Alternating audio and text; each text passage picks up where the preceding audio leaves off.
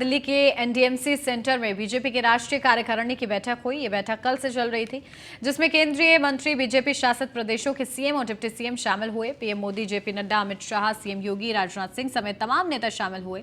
PM Modi ने कहा है कि बीजेपी सिर्फ राजनीतिक दल नहीं है, सामाजिक आंदोलन है। अमित शाह ने कहा है कि 2024 में और बड़े बहुमत से हम जीतेंगे। कोविड की महामारी के कारण ये सदस्यता का हमारा अभियान समय पर हो नहीं पाया, और जब सदस्यता नहीं होती है, बूथ से राष्ट्रीय अध्यक्ष तक के बाकी के चुनाव नहीं होते हैं, तब राष्ट्रीय अध्यक्ष चुनना संवैधानिक रूप से संभव ही नहीं है। कई बार भूतकाल में भी इस प्रकार के अलग अलग मौकों के कारण राष्ट्रीय अध्यक्ष के कार्यकाल को एक्सटेंशन दिया गया। इसी परंपरा का अनुसरण करते हुए श्री जगत प्रकाश नड्डा जी को राष्ट्रीय कार्यकारिणी ने आज सर्वानुमत प्रस्ताव किया है। श्री राजनाथ सिंह जी ने इस प्रस्ताव को रखा और सभी भारतीय जनता पार्टी के सदस्यों ने इसको सहर्ष हर्षध्वनि के साथ सर्वानुमत से स्वीकार किया है कि जगत प्रकाश नड्डा जी को जून 2024 तक भारतीय जनता पार्टी के अध्यक्ष के रूप में इनके कार्यकाल को बढ़ोतरी की जाए। नड्डा जी ने उस कठिन काल के अंदर एक वाइब्रेंसी के साथ संगठन को सेवा के काम में जोड़ा, और मैं तो आप सबको आग्रह करता हूं कि हमारा जो डॉक्यूमेंटेशन है, सेवा ही संगठन है, इस सूत्र का, उसको आप जरूर देखें।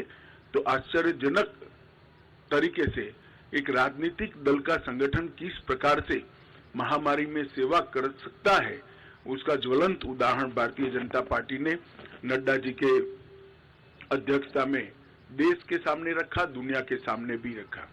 उनकी राष्ट्रीय अध्यक्षता में ही हमने बिहार में सबसे ज्यादा स्ट्राइक रेट प्राप्त किया।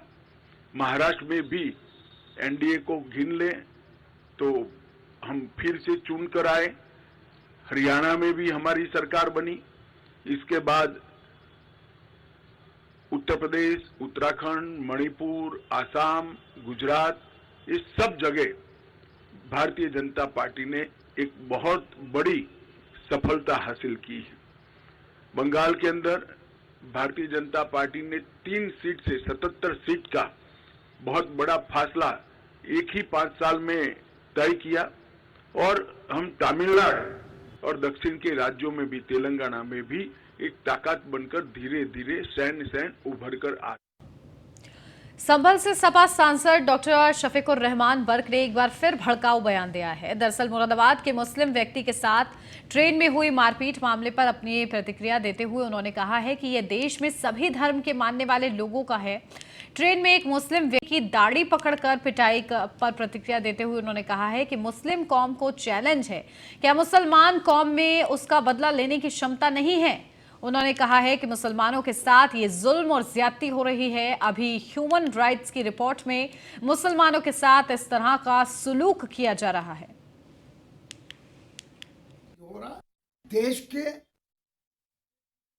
खुद कर रहे हैं, देश को खुद बांटने की कोशिश कर रहे हैं आप। तो मेरी गुजारिश है गवर्नमेंट से, ये पुरजोर अपील है ये कि बीजेपी और आरएस के लोगों को समझाएं और उनको बताएं कि इस तरीके से ये गवर्नमेंट नहीं चल सकती। अभी आपने मुसलमान एक चैलेंज की ये है कि जब एक मुसलमान के साथ ये सलूक हो रहा है तो इसका मतलब ये है कि सारी मुसलमान कौम को चैलेंज ही हो रहा है। ये चैलेंज ये किसी आदमी को, किसी मुसलमान को मारना इस तरीके से बिला वजह, उसका कोई कसूर नहीं है, बेकसूर, और उस पर बुरी तरह मारा जा रहा है जेल के अंदर, तो वो अकेला है, वो क्या करे। जी हाँ, तो सारी हिंदुस्तान की कौम को तो जब ये उसने सुना तो उसको तो एहसास हुआ।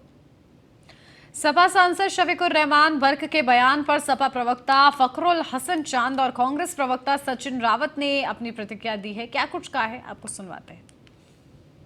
देखिए, भारतीय जनता पार्टी की नफरत और बंटवारे की राजनीति को रोकने के लिए आदरणीय अखिलेश यादव जी उत्तर प्रदेश सहित पूरे देश के दूसरे राज्यों के दौरों पे हैं। आज आदरणीय अखिलेश यादव जी तेलंगाना में।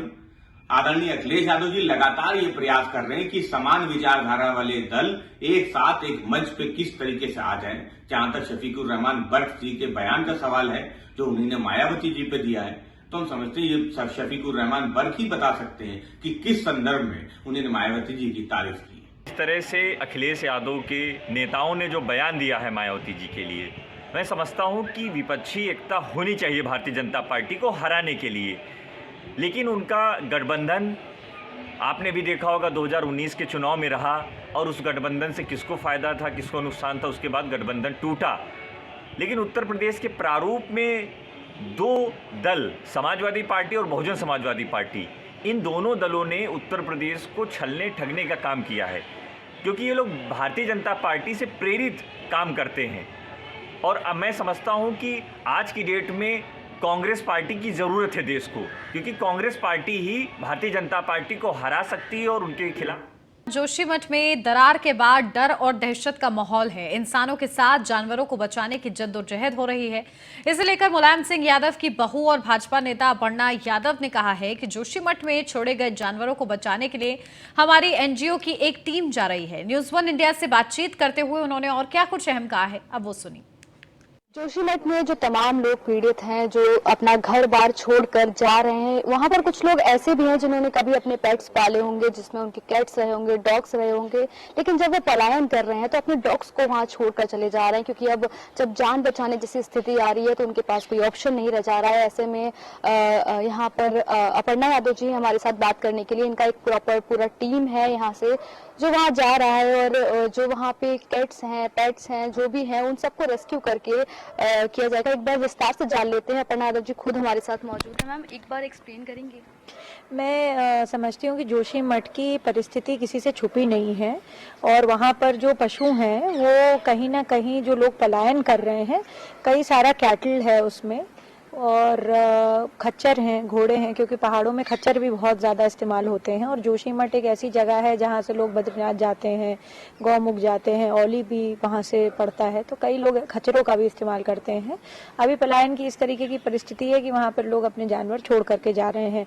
तो पशुपालन विभाग और जो ये एनिमल हस्बेंड्री वाले जितने भी विभाग होते हैं, सरकारी रूप से वो लोग भी अपना काम कर रहे हैं, पर जीव आश्रय को मैं साधुवाद करना चाहती हूँ, इनके सभी वॉलंटियर्स को साधुवाद करना चाहती हूँ, यतेंद्र जी को, शालू जी को, अमित सहगल जी को, इनके दोनों पैरावेट्स को, कि यहाँ पर जो है वो लोग खुद अपने से आए हैं और ऐसी गंभीर परिस्थिति में वो लोग वहाँ पर उन एनिमल्स को रेस्क्यू करने जा रहे हैं। वहाँ पे देखिए, घर में आदमी तोता भी पालता है, कई लोग स्वान भी पालते हैं, बिल्ली भी पालती हैं, तो मैं समझती हूँ कि उनको बचाना बहुत अनिवार्य है, और एक इंसानियत के नाते ये मानवता के लिए बहुत बड़ी बात है कि मैं समझती हूँ जानवरों को बचाना ये बड़ी सेवा है। जी मैम, आपसे एक बार जानना चाहेंगे कि हमारी जो टीम यहाँ से जा रही है प्रॉपर, वो किस तरीके से वहाँ पे उसको रेस्क्यू करने वाली है? क्या कुछ प्लान है जो वहाँ पे जाके इम्प्लीमेंट होंगे? देखिए, सबसे इम्पोर्टेंट प्लान तो यही होगा कि वहाँ पे ये लोग रहेंगे, रेकी करेंगे, और उनके नेटिव्स जो वहाँ पे लोग मिलेंगे इनको, क्योंकि मोस्ट ऑफ देम वहाँ से पलायन कर चुके हैं,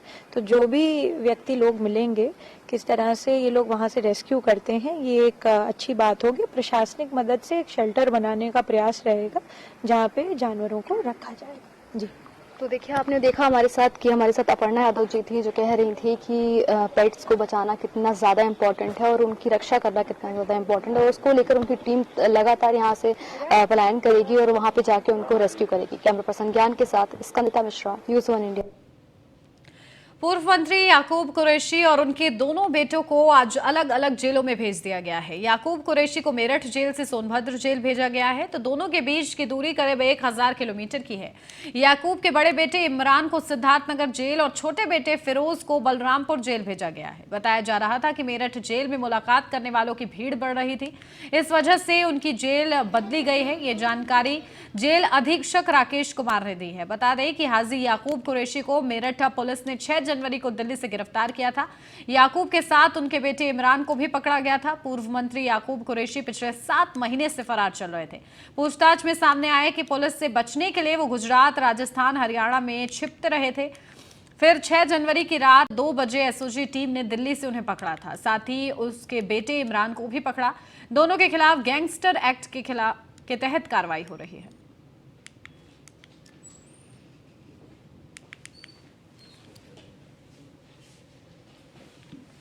शासन के आदेश थे के आदेशानुपालन में याकूब कुरैशी को सोनभद्र, फिरोज को सिद्धार्थनगर, इमरान को बलरामपुर ट्रांसफ़र किया गया है।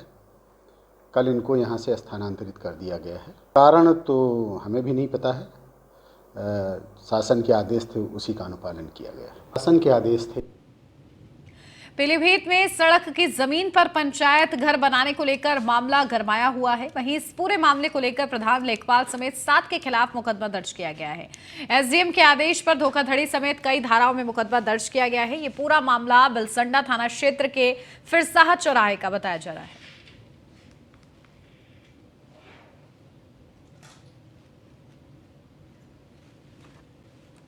रायबरेली में अज्ञात वाहन की टक्कर से 2 मोटरसाइकिल सवार युवक गंभीर रूप से घायल हो गए, जिसके बाद आनन फानन में एक को गंभीर अवस्था में ट्रॉमा सेंटर लखनऊ रेफर किया गया, जहां पर घायल का इलाज कराया जा रहा है। ये पूरी घटना बछरावा थाना क्षेत्र के कन्नाव पावर हाउस के पास की बताई जा रही है।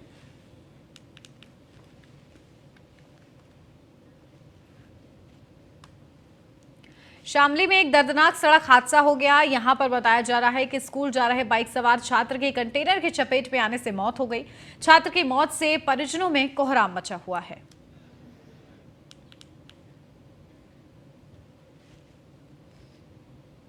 महोबा में हिंदूवादी नेताओं पर जानलेवा हमले का मामला लगातार गरमाया हुआ है। यहां पर सुरक्षा के मद्देनजर नगर में अलग अलग जगहों पर 10 मजिस्ट्रेट लगाए गए हैं।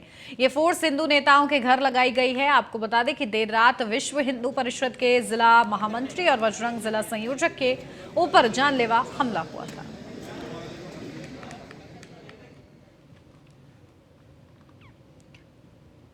वाराणसी में हॉट एयर बैलून फेस्टिवल की शुरुआत की गई। आकाश में उड़ाए गए आधा दर्जन हॉट एयर बैलून के साथ ही बोट रेस का भी आगाज हुआ। पर्यटन को बढ़ावा देने के लिए फेस्टिवल का आयोजन किया जा रहा है। शंघाई देश प्रतिनिधि मंडल भी फेस्टिवल में हिस्सा ले रहे हैं। टोटल 10 बैलून उड़ेंगे और यहीं CHS ग्राउंड पे जहाँ आप खड़े हैं यहीं से उड़ेंगे। किस तरीके की तैयारियां हैं और क्या माहौल है? 4 दिन का जो ये प्रोग्राम है, इसकी ये SCO डेलीगेशन के चूँकि प्रोग्राम में था उसमें कराया जा रहा है और पर्यटन के प्रचार प्रसार हेतु तो 4 दिन का ये प्रोग्राम है। आज पहला दिन है, तो इसको आज जैसे देख रहे हैं बैलून राइड है। इसके बाद बोट फेस्टिवल का हमारा इनाग्रेशन होगा दिन में 12 बजे। शाम को कल्चरल इवेंट है और डुमरी पे जो तीसरा फ्लाइट है वो है। सर अगर बात करें आज कहाँ से बलून आज? ये बलून देखिए, बलून तो बाहर के ही हैं। इसमें 5 UK के हैं, एक US के हैं पायलट जो हैं, कनाडा के, एक इंडिया के, एक स्पेन के। इस तरह 10 लोग हैं टोटल। तो उसके बाद ही मतलब ये टोटल 10 पायलट हैं।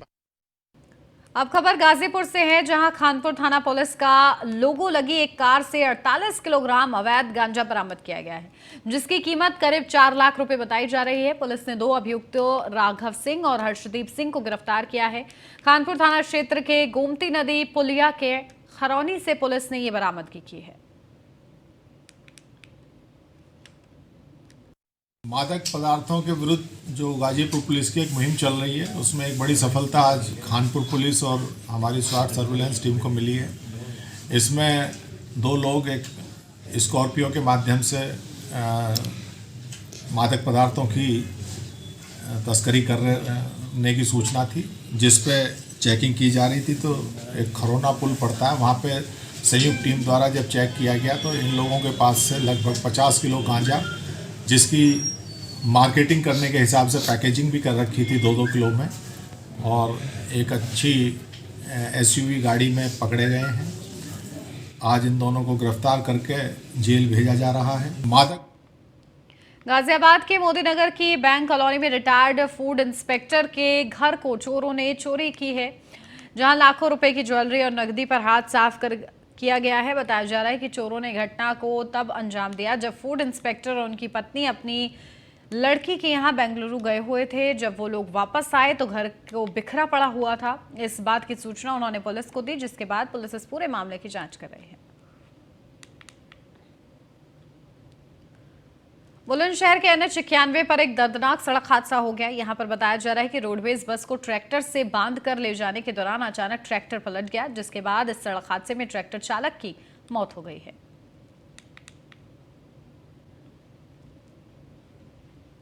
आगरा में एसओजी टीम, पूर्वी जोन और थाना बमरौली कटारा पुलिस को बड़ी सफलता मिली है। पुलिस ने सॉल्वर गैंग का खुलासा किया है, जो परीक्षाओं में रुपए लेकर पास कराने का ठेका लेते थे। पुलिस ने गैंग के 3 सदस्यों को गिरफ्तार किया है और 3 आरोपी अभी भी फरार बताए जा रहे हैं। पुलिस ने आरोपियों से 11 आधार कार्ड, 2 एडमिट कार्ड, 3 मोबाइल और एक सेंट्रो कार सहित नकदी राशि बरामद की है। बताया जा रहा है कि solver UP police 2021 batch qualify कर चुका था। फर्जी तरीके से कागजात तैयार करके परीक्षा में बैठता था और परीक्षा पास कराने की लाखों रुपए लेता था।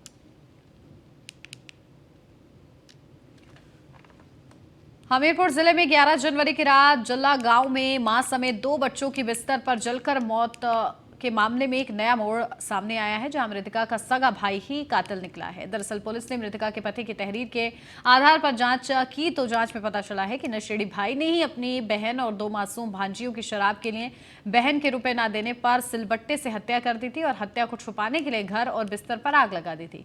घटना को अंजाम देकर शराबी भाई घर से फरार हो गया था। एक सूचना आई थी पुलिस को कि एक कमरे में एक महिला और उसके 2 छोटे बच्चे 6 वर्ष और 3 वर्ष के, उनके कमरे में आग लग गई, जिससे उनकी मृत्यु हो गई है। उक्त के संबंध में जब उनकी पोस्टमार्टम रिपोर्ट सामने आई तो उसमें ये दर्शाया गया कि उनकी मृत्यु आग लगने से पूर्व ही हो चुकी थी और साथ ही मौके से उनका जो एक भाई था वो संदिग्ध था और मौके से फरार हो गया था। इसके पश्चात पुलिस ने उसके भाई को अरेस्ट किया और उससे पूछताछ की और उसके परिवारजन में जो उसके पति की ओर से जो तहरीर प्राप्त हुई है, उसके भाई पर हत्या का आरोप लगाते हुए तहरीर दी गई है, जिसके आधार पर अभियोग पंजीकृत कर लिया गया है। और इसी के साथ इस बुलेटिन में बस इतना ही। खबरों का सिलसिला आगे भी जारी है। आप बने रहिए न्यूज़ वन इंडिया के साथ।